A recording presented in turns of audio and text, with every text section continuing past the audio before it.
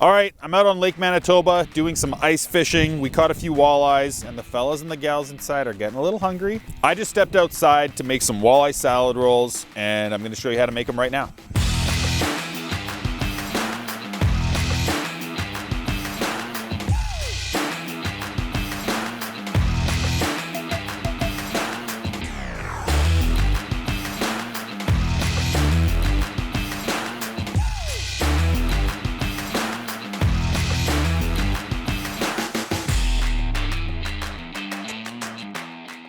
All right, so there's a little prep that goes into this prior to assembly. And what we need first is, you can pick up these rice noodles pretty much at any grocery store. You can find them in that international aisle. All you have to do with these, the instructions are on the package. You just need to add some hot water to them and let them come to life. So it takes a few minutes. Pour hot boiling water over top of them, let them sit in a bowl for a few minutes, and they'll turn into a nice soft noodle. Once that's done, we want to drain the water and make sure they're nice and dry and they're good to go. So this is what I've got here. I did this a minute ago. I've got these nice soft noodles. I'm going to drain the water off of those, and those will be ready and prepped, and we can put those off to the side.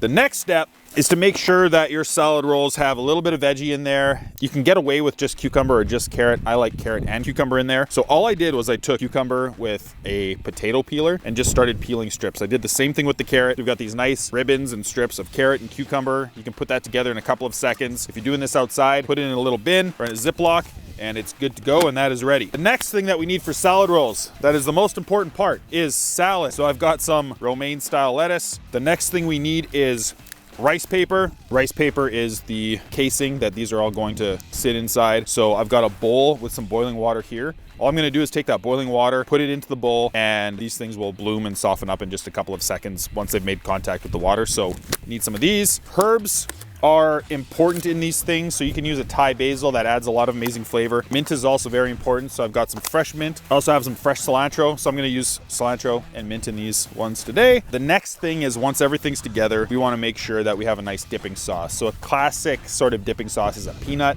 and I've got peanut butter and hoisin sauce. We're just going to mix those together. You can kind of choose your own adventure with that. Mix a little bit of peanut butter and a little bit of hoisin, stir it together, and you've got your dipping sauce. So now we're going to start with our fish. So I've gone ahead and prepped all of my ingredients. If you need information on what ingredients exactly you need with some of the methods, you can check out the blog post link below. So now I'm going to get into starting this whole dish. Simple trick that you can do with literally any fish to make it more flavorful and to add a little more rigidity to the flesh is just salt it prior to cooking it. And what I mean by that is actually taking a decent amount of salt, which I've got here, and I'm just going to coat both sides of the fish really well and let it sit for about 5 to 10 minutes. And what that's going to do is that salt's going to dry out that moisture and just stiffen up that texture and make it a little more firm. So we're going to do that now. Once it's done, we'll just rinse off some of that salt, pepper it, and throw it in a hot cast iron pan. So while that walleye is searing in the pan, I'm going to keep an eye on it, but I'm going to make my peanut sauce as I'm waiting for that. So I'm just going to add 2 nice tablespoons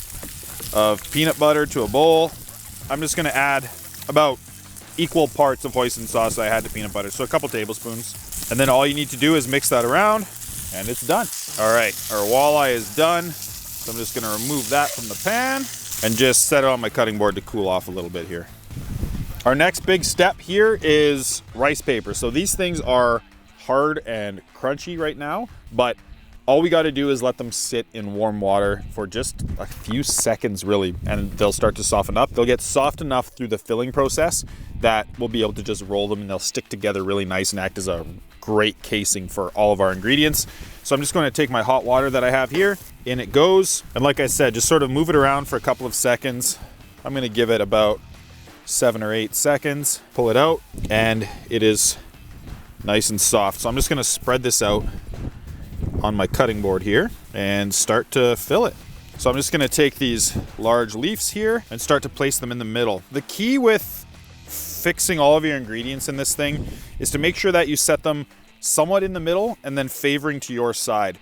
I like to make sure that there's enough space, about 1 inch on either end of your ingredient, because those ends need to fold in, and them sticking together and being able to grab onto each other is the key to being able to having everything stick and essentially be one piece at the end of this. So you're making a burrito. So we've got that laid in there nicely, and now we're going to get into the rolling process. So what I like to do is to grab the end closest to me give it a lift, and use my front fingers. I'm grabbing it with kind of my pointer finger and my thumb at the back.